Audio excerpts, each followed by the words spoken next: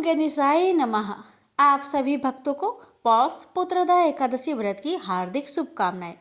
आज आप सभी श्रवण करेंगे सभी व्रतों में सुनी जाने वाली गणेश जी की कथा।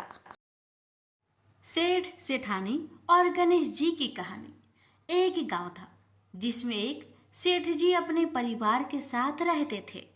सेठ जी का गांव के पास के ही शहर में बड़ा व्यापार था। सेठ जी गणेश जी की पूजा श्रद्धा एवं विश्वास से करते थे, जिससे सेठ जी के घर में अन्न धन के भंडार सदैव ही भरे रहते थे। उनके जीवन में किसी भी प्रकार की कोई कमी नहीं थी। नित्य प्रतिदिन नियम अनुसार रोज वो नदी पर नहाने जाते और आकर गणेश जी का पूजन करते, उन्हें भोग लगाते और फिर स्वयं भोजन करते थे। यह बात सेठानी जी को अच्छी नहीं लगती थी। वो धार्मिक नहीं थी और ईश्वर में इतना विश्वास नहीं रखती थी। एक बार सेठानी जी ने सोचा कि यह इतना गणेश जी को मानते हैं, गणेश जी की पूजा करते हैं, इससे होता क्या है? आज तो देखती हूँ वो कैसे गणेश जी की पूजा करते हैं। अगले दिन जब सेठ जी नदी पर नहाने जाते हैं तो सेठानी जी गणेश जी की मूर्ति को उठाकर मूर्ति को कपड़े से ढककर बगीचे में जमीन में दबा देती है। जब सेठ जी नदी पर से नहाकर घर आते हैं और देखते हैं कि गणेश जी की मूर्ति तो मंदिर में नहीं है, तो वो सेठानी से पूछते हैं, गणेश जी की मूर्ति मंदिर में नहीं है, कहाँ गई? तो सेठानी जी बोलती है, मुझे नहीं मालूम, मूर्ति को घर में बहुत ढूंढाते हैं। उस दिन क्योंकि वो गणेश जी को भोग नहीं लगा पाए, इसके लिए सेठ जी ने अन्न जल का भी त्याग कर दिया और गणेश जी से प्रार्थना करने लगे, हे प्रभु, लगता है आप मुझसे रुष्ट हो गए हो और कहीं चले गए हो। आप अपनी कृपा दृष्टि मुझ पर बरसाइए। ये प्रभु, मुझे दर्शन दीजिए। सेठ जी ने मन ही मन सोचा कि आपसे जब तक आप मुझे मिल नहीं जाते, मुझे दर्शन नहीं दे देते, तब तक मैं अन्न जल का त्याग करता हूँ। उस दिन पूरा निकल गया।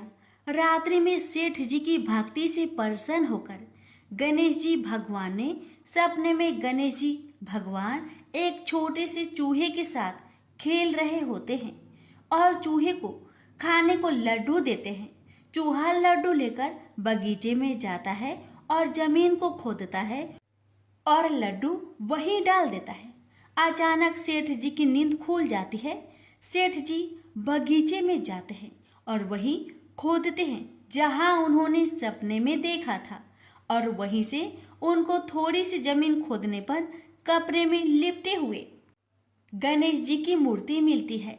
सेठ जी गणेश जी की मूर्ति की पूजा करके उनको यथास्थान स्थापित करते हैं और सेठानी के पूछने पर सारा वृत्तांत उन्हें सच सच बताते हैं। बात जानकर सेठानी जी को आश्चर्य होता है और सेठानी जी मन ही मन श्रद्धा एवं विश्वास से गणेश जी भगवान की भक्त बन जाती है और सेठ जी से कहती है कि मुझसे बड़ा भारी अपराध हो गया है। अब हम दोनों पति पत्नी प्रेम सहित गणेश जी भगवान की आराधना करेंगे एवं उनकी पूजा में कभी कोई कमी नहीं आने देंगे। यह सुनकर सेठ जी अत्यधिक प्रसन्न हो जाते हैं और दोनों पति पत्नी गणेश जी भगवान को धन्यवाद करते हैं। जय बोलो, गणेश जी भगवान की जय हो, सदा ही जय हो। प्रभु अपनी अनुकंपा सेठ सेठानी के समान ही हम सभी पर बनाए रखना। कहानी सुनने वालों की सभी मनोकामनाएं पूर्ण करना। एक बार गणेश जी एक बहुत सुंदर गांव से गुजर रहे थे। इस गांव के खेत हरे भरे थे। सुबह का समय था। ठंडी पवन का आनंद लेते हुए गणेश जी मूषक पर सवार होकर चले जा रहे थे। इतने में वह एक खेत से गुजरे तो आनंदवश फसलों में हाथ फिरा दिया। गणेश जी के ऐसा करने से उस फसल के कुछ दाने हाथ में आ गए। अब गणेश जी को पछतावा हुआ कि उन्होंने तो चोरी कर ली। भले ही उन्होंने जानबूझकर नहीं चुराया, लेकिन अब फसल के दाने तो उनके हाथ में आ गए। गणेश जी ने गिने तो वह 12 थे। अब गणेश जी ने उस खेत के मालिक को खोजा और उन सेठ जी के यहाँ 12 साल की नौकरी पर लग गए। एक दिन सेठानी राख से हाथ धोने लगी तो गणेश जी ने सेठानी का हाथ पकड़कर मिट्टी से हाथ धुलवा दिया। सेठानी ने सेठ जी से शिकायत की और कहा कि देखो, नौकर ने मेरा हाथ पकड़ लिया। सेठ जी ने गणेश को बुलाकर पूछा कि तुमने सेठानी का हाथ क्यों पकड़ा? गणेश जी ने बोला कि मैंने तो बस ये कह रहा था कि राख से हाथ धोने से घर की लक्ष्मी नाराज होकर घर से चली जाती है और मिट्टी से हाथ धोने से आती है। सेठ जी ने सोचा कि गणेश ठीक कह रहा है। थोड़ी दिनों बाद कुंभ का मेला आया। सेठ जी ने कहा, गणेश, सेठानी को कुंभ के मेले में स्नान करा कर ले आओ। सेठानी किनारे पर बैठकर नहा रही थी तो गणेश जी उनका हाथ पकड़कर आगे डुबकी लगवा लाए। घर आकर सेठानी ने सेठ से कहा कि गणेश ने तो मेरी इज्जत ही नहीं रखी और इतने सारे आदमियों के बीच में मुझे घसीटकर आगे पानी में ले गए। तब सेठ जी ने गणेश जी से पूछा कि ऐसा क्यों किया? तो गणेश जी ने कहा कि सेठानी किनारे बैठकर गंदे पानी से नहा रही थी तो मैं आगे अच्छे पानी में डुबकी लगवा कर ले आया। इससे अगले जन्म में बहुत बड़े राजा और राजपाट मिलेगा। सेठ जी ने सोचा कि गणेश ठीक कह रहा है। एक दिन घर में पूजा पाठ हो रही थी, हवन हो रहा था। सेठ जी ने गणेश को कहा कि जाओ सेठानी को बुलाकर ले आओ। गणेश सेठानी को बुलाने गए तो सेठानी काली चुनरी ओढ़कर चलने लगी तो गणेश जी ने काली चुनरी फाड़ दी और कहा कि लाल चुनरी ओढ़ के चलो। सेठानी नाराज होकर सो गई। सेठ जी ने आकर पूछा, क्या बात है?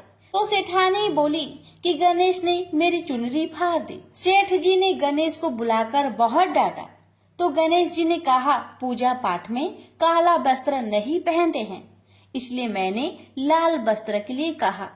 काला वस्त्र पहनने से कोई भी शुभ काम सफल नहीं होता है। फिर सेठ जी ने सोचा कि गणेश है तो समझदार। एक दिन सेठ जी पूजा करने लगे तो पंडित जी ने बोला कि वो गणेश जी की मूर्ति लाना भूल गए, अब क्या करें? तो गणेश जी ने बोला कि मेरे को ही मूर्ति बनाकर विराजमान कर लो, आपके सारे काम सफल हो जाएंगे। यह बात सुनकर सेठ जी को भी बहुत गुस्सा आया और वे बोले कि तुम तो अब तक सेठानी से ही मजाक करते थे, मेरे से भी करने लगे। तो गणेश जी ने कहा, मैं मजाक नहीं कर रहा हूँ, मैं सच बात कह रहा हूँ। इतने में ही गणेश जी ने गणेश जी का रूप धारण कर लिया और सेठ और सेठानी ने ही गणेश जी की पूजा की। पूजा खत्म होते ही गणेश जी अंतर ध्यान हो गए। सेठ सेठानी को बहुत धोखा हुआ और उन्होंने कहा कि हमारे पास तो गणेश जी रहते थे और हमने उनसे इतना काम करवाया। तो गणेश जी ने सपने में आकर सेठ जी को कहा कि आपके खेत में से मैंने 12 अनाज के दाने तोड़ लिए थे, उसी का दोष उतारने के लिए मैंने आपके यहाँ काम किया था। सेठ जी की करोड़ों की माया हो गई। हे गणेश जी महाराज, जैसा सेठानी को दिया वैसा सबको देना, कहते को सुनते को और सारे परिवार को दे देना। जय श्री गणेश जी। एक बार पथवारी माता पाल और विनायक जी में झगड़ा हो गया। सब आपस में स्वयं को बड़ा बताने लगे। इतने में एक ब्राह्मण का लड़का आया। पाल, पथवारी, गजानन जी ने उसे रोका और कहा, लड़के रुक जा और हमारा न्याय कर। लड़का बोला, मैं कल वापस आऊंगा तब न्याय करूंगा। घर आकर लड़के ने माँ से कहा, माँ, मुझे कल पाल, पथवारी माता विनायक जी का न्याय चुकाना है। तो माँ ने कहा, बेटा सबको बड़ा बता देना। दूसरे दिन लड़का वहाँ गया और बोला, पाल माता आप बड़ी हो, क्योंकि हर व्यक्ति आता है और स्नान ध्यान करके शुद्ध होकर जाता है और आप सबकी रक्षा करती हैं। हे पथवारी माता आप सबसे बड़ी हो, क्योंकि कितने भी तीर्थ धर्म ध्यान कर ले पर आपकी पूजा किए बिना उनका कार्य पूर्ण नहीं होता। आप जीवित को भी तारती हैं और मरने के बाद भी उद्धार करती है। पथवारी माता पथ की धारिणी, इसलिए आप बड़ी हो। अब विनायक जी से लड़का बोला, सबसे पहले शुभ काम में आपको ही मनाया जाता है। आपको ध्याये बिना कोई काम सिद्ध नहीं होता, इसलिए आप बड़े हो। पाल माता, पथवारी माता, विनायक जी भगवान लड़के की चतुराई से प्रसन्न हो गए और बोले, लड़के तुमने तो हम सबको बड़ा कर दिया। उसको सुखी रहने का आशीर्वाद दिया और जौ के दाने उसके अंगोछे में डाल दिया।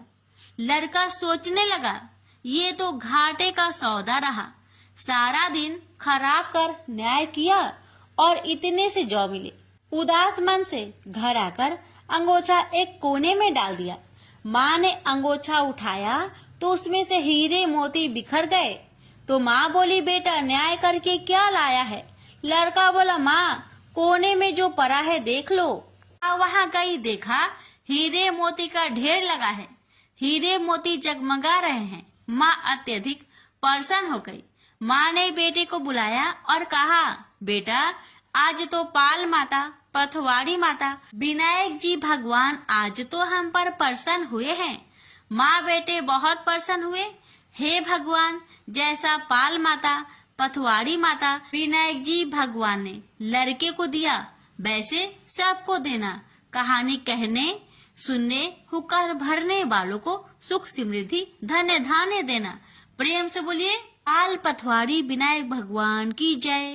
बात उस समय की है जब परशुराम ने अपनी प्रतिज्ञा के अनुसार पृथ्वी को क्षत्रियों से रहित कर दिया था। तब वे अपने गुरु भूतनाथ के चरणों में प्रणाम करने और गुरु पत्नी अम्बा तथा उनके नारायण तुल्य दोनों गुरु पुत्र कार्तिकेय और गणनायक को देखने की लालसा से कैलाश पहुँचे। वहाँ उन्होंने अत्यंत अद्भुत कैलाशपुरी का दर्शन किया। अपने गुरु की उस दिव्य पुरी के दर्शन कर उनका नंदन आनंद विभोर हो गए। फिर उन्होंने शिव का 15 योजन ऊंचा और 4 योजन विस्तृत अत्यंत सुंदर आश्रम देखा। परशुराम वहाँ सबसे मिले और उन्होंने सबसे बात की। इसके बाद वे नंदीकेश्वर से आज्ञा प्राप्त कर प्रसन्नता पूर्वक आश्रम के भीतर प्रविष्ट हुए। कुछ ही आगे जाने पर महातपस्वी परशुराम ने बहुमूल्य रत्नों से निर्मित सैकड़ों मंदिर देखे। उन्होंने वहां का भीतरी द्वार देखा जो नाना प्रकार की चित्रकारी से चित्रित तथा हीरे मोतियों की गुथी हुई मालाओं से अत्यंत शोभ्यमान था। परशुराम ने द्वार के बाएं भाग में अपने गुरु पुत्र कार्तिकेय को देखा और दाहिने और पार्वती नंदन गणेश तथा शिव पार्वती का अवलोकन किया। वे वहां रत्नाभरण भूषित बहुमूल्य रत्नों से बने सिंहासनों पर आसीन थे। परशुराम सबसे मिलते और प्रेम पूर्वक बात करते हुए प्रसन्नचित चित्त से आगे बढ़े ही थे कि गणेश ने उन्हें देखकर कहा, शूलपाणी इस समय शयन कर रहे हैं। मैं उन परम प्रभु की आज्ञा प्राप्त कर तत्काल तुम्हें साथ ले चलूंगा। बस इतनी देर रुक जाओ। परशुराम ने गणेश के सम्मुख खड़े खड़े उत्तर दिया, बंधुवर, मैं अपने गुरु शिव व माता पार्वती के दर्शन करना चाहता हूँ। मैं उनके चरणों में प्रणाम कर अभी लौट जाऊंगा। गणेश ने उन्हें अनेक प्रकार से समझाते हुए कहा, इस समय भूतेश्वर शिव एवं माता पार्वती अंतःपुर में है, अतएव अभी आपको वहां नहीं जाना चाहिए। परम गुरुदेव शिव एवं माता पार्वती के चरण कमलों के दर्शन करने का मेरा सहज अधिकार है। परशुराम अपने आग्रह पर दृढ़ थे, किंतु गणेश उन्हें अत्यंत विनय पूर्वक समझाते रहे। मैं तो परम पिता शिव एवं माता पार्वती के दर्शनार्थ जाऊंगा ही। यह कहकर परशुराम आगे बढ़ना ही चाहते थे कि गणेश ने उन्हें रोक दिया। 21 बार पृथ्वी को क्षत्रियों से रहित करने वाले भृगु नंदन कुपित हो गए और उनका गणेश से विवाद ही नहीं हुआ, हाथापाई भी होने लगी। कुमार कार्तिकेय ने उन्हें समझाने का प्रयास किया, किंतु क्रोध परशुराम ने उन्हें धक्का दे दिया, जिससे वह गिर गए। शिव पुत्र गणेश ने उठकर परशुराम की उद्दंडता के लिए उनकी भर्त्सना की, तो क्रोध परशुराम ने अपना तीक्ष्ण परशु उठा लिया। तब गणेश ने अपनी सूंड बढ़ाकर उन्हें उसमें लपेट लिया और घुमाने लगे। गणेश की सूंड में लिपटे परशुराम सर्वथा असहाय और निरुपाय थे। गणेश के योग बल से परशुराम स्तंभित रह गए। गणेश ने परशुराम को सप्तद्वीप, सप्त पर्वत, सप्त सागर, भूलोक, स्वर्गलोक, जनलोक, ध्रुवलोक, गौरीलोक और शंभुलोक में घुमाते हुए समुद्र में फेंक दिया। परशुराम समुद्र में तैरने लगे तो निरामयी गणनाथ ने उन्हें पुनः अपनी सूंड में उठा लिया और घुमाते हुए बैकुंठ धाम दिखाकर गोलोक धाम का दर्शन करा दिया। वहां परशुराम ने मंद मंद मुस्कुराते हुए बंसी विभूषित नव निरत श्री कृष्ण के साथ रासवेड़ी राधा का दर्शन किया, तो वे बार बार उनके मंगलमयी चरण कमलों में प्रणाम करने लगे। कुछ देर बाद परशुराम सचेत होकर पृथ्वी पर गिर पड़े। समय उनका प्रतिवादी मुख स्तंभ गणेश जी द्वारा किया हुआ स्तंभन भी दूर हो गया। तब उन्होंने अपने अभीष्ट देवता श्री कृष्ण के जगत गुरु शिव द्वारा प्रदत्त परम दुर्लभ स्रोत एवं कवच का स्मरण किया और संपूर्ण शक्ति से सूर्य की प्रभा के तुल्य तीक्ष्णतम अपने परशु से गौरी नंदन पर प्रहार कर दिया। गणेश ने अपने परम पूज्य पिता के अमोघ अस्त्र का सम्मान करने के लिए उसे अपने बाएं दांत से पकड़ लिया। शिव शक्ति के प्रभाव से वह तेजस्वी परशु गणेश के बाएं दांत को समूल काट कर पुनः रेणु का पुत्र परशुराम के हाथ में लौट आया। गणेश का दांत टूटते ही भयानक गर्जना हुई और रक्त का फवारा फूट पड़ा। मुंह से निकलकर रक्त से सना दांत भूतल पर गिर पड़ा।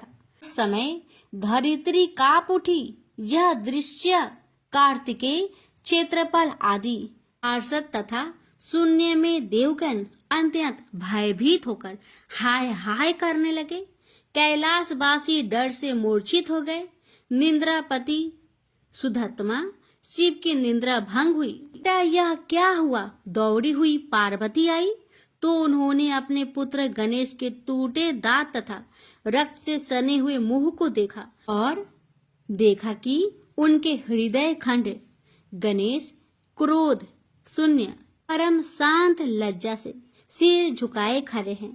अत्यंत व्याकुल होकर उन्होंने स्कंद से पूछा, क्या बात है? यह कैसे हुआ? स्कंद द्वारा संपूर्ण वृत्तांत सुनकर पार्वती अत्यंत क्रोध हुई और अपने प्रिय पुत्र गणेश जी को सीने से लगाकर रोती हुई शिव से बोली, मेरे पुत्र गणेश और आपके शिष्य परशुराम में किसका दोष है? आप ही निर्णय करें। फिर माता पार्वती ने अपने सम्मुख परशुराम को शिव के प्रमोदक द्वारा चरण कमलों की निर्भयता पूर्वक सेवा करते हुए देखकर कहा, हे महाभाग राम, तुम योगियों के गुरु देवाधिदेव महादेव के शिष्य हो। तुम शुद्ध मन वाले हो। तुम्हारी अशुद्धता का कारण मेरी समझ में नहीं आ रहा है। तुमने करुणामय गुरु से अमोघ परशु प्राप्त कर पहले तो उसकी क्षत्रिय जाति पर परीक्षा की और अब गुरु पुत्र पर परीक्षा की है। श्रुति गुरु दक्षिणा देने का निर्देश करती है और तुमने अत्यंत निर्दयता पूर्वक गुरु पुत्र का समूल एक दांत ही नष्ट कर दिया। अब इसका सिर भी काट डालो। चरमता का अमोघ परशु प्राप्त कर ले तो क्षुद्र श्रृंगाल भी वनराज को मार सकता है। इतना कहकर क्रोध से भगवती पार्वती परशुराम को मारने के लिए प्रस्तुत हो गई। भय बस परशुराम ने मन ही मन करुणा सागर गुरु को प्रणाम कर अपने इष्ट देव गोलोकनाथ श्री कृष्ण का स्मरण किया। तभी पार्वती ने अपने सम्मुख एक बौने ब्राह्मण बालक को देखा।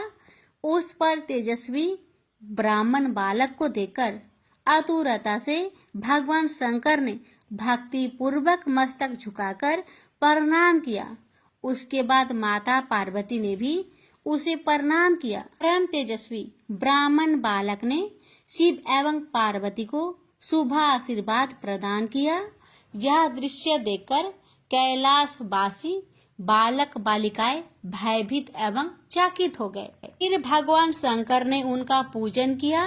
वे वामन भगवान रत्न सिंहासन पर विराजमान थे। उनका उत्कृष्ट तेज सर्वत्र फैल रहा था। भगवान शंकर ने मधुर शब्दों में कहा, आज मेरा परम सौभाग्य है जो आपने कृपा पूर्वक मेरे यहाँ पधारकर मुझे सेवा का अवसर प्रदान किया है। सुतोष शिव की मधुर वाणी से प्रसन्न होकर ब्राह्मण बाल रूपी स्वयं श्री हरि ने गंभीर स्वर में कहा, आप लोग की वर्तमान स्थिति जानकर मैं श्वेत द्वीप से आ रहा हूँ। मेरे भक्तों का कभी अमंगल नहीं होता। मेरा सहस्त्र सार उनके रक्षार्थ प्रतिक्षण प्रस्तुत रहता है, किंतु गुरु के रुष्ट होने पर मैं विवश हो जाता हूँ। गुरु की अवहेलना बलवती होती है। विद्या और मंत्र प्रदान करने वाला गुरु अभिष्ट देव से 100 गुना श्रेष्ठ है। गुरु से बढ़कर कोई देवता नहीं है, पार्वती से बढ़कर कोई पतिव्रता नहीं है तथा गणेश से उत्तम कोई जितेंद्रिय नहीं है। भृगु नंदन ने गुरु पत्नी एवं गुरु पुत्र की अवहेलना कर दी है। उसी का मार्जन करने के लिए मैं यहाँ उपस्थित हुआ हूँ। श्री हरि ने भगवान शंकर के बाद भगवती पार्वती से कहा, तुम जग जननी हो। तुम्हारे लिए गणेश, कार्तिकेय और परशुराम भी पुत्र तुल्य है। इन परशुराम ने स्नेह के प्रति शिव और तुम्हारे मन में भेद नहीं है। आता एवं जो उचित समझो करो। देव बड़ा प्रबल होता है। बालकों का यह विवाद तो देव दोष से ही घटित हुआ है। तुम्हारे इस प्रिय पुत्र का एक दंत नाम वेदों में प्रसिद्ध है। फिर श्री हरि ने परशुराम से कहा, राम, तुमने क्रोधवश शिवा पुत्र गणेश का दांत तोड़कर अनुचित किया है। इस कारण तुम निश्चय ही अपराधी हो। ये सर्वशक्ति स्वरूपा पार्वती प्रकृति से परे और निर्गुण है। श्री कृष्ण भी इन्हीं की शक्ति से शक्तिशाली हुए हैं। ये समस्त देवताओं की जननी है। तुम इनकी स्तुति कर इन्हें संतुष्ट करो। इतना कहकर श्री हरि वैकुंठ के लिए प्रस्थान कर गए। परशुराम ने भी स्नान कर शुद्ध वस्त्र धारण कर लिए। वह हाथ जोड़कर गुरुदेव के चरणों में प्रणाम कर सिर झुकाए जगजननी गौरी का स्तवन करने लगे। भक्तवर परशुराम के संपूर्ण अंग पुलकित थे और उनके नेत्र से अश्रु प्रवाहित हो रहे थे। इस प्रकार करुण प्रार्थना करते हुए अंत में परशुराम ने कहा, जगजननी, रक्षा करो, रक्षा करो, मेरे अपराध को क्षमा कर दो। भला कहीं बच्चे के अपराध करने से माता कुपित होती है। यह कहकर परशुराम ने माता पार्वती के चरणों में प्रणाम कर अत्यंत दुखी होकर रोने लगे। परशुराम की करुण प्रार्थना से करुणामयी पार्वती का हृदय द्रवित हो गया। उन्होंने प्रीति पूर्वक परशुराम को अभय दान देते हुए कहा, बेटा अब शांत हो जाओ, आशुतोष के अनुग्रह से तुम्हारी सर्वत्र विजय हो। वह तरात्मा श्री हरि तुम पर सदा प्रसन्न रहे। गुरुदेव शिव में तुम्हारी भक्ति सुदृढ़ रहे। तुम अमर हो जाओ। इसी प्रकार दयामयी पार्वती ने परशुराम को आशीर्वाद दिया और वे अपने अंतपुर में चली गई। उस समय वहां श्री भगवान के मंगल नाम का उच्च घोष होने लगा।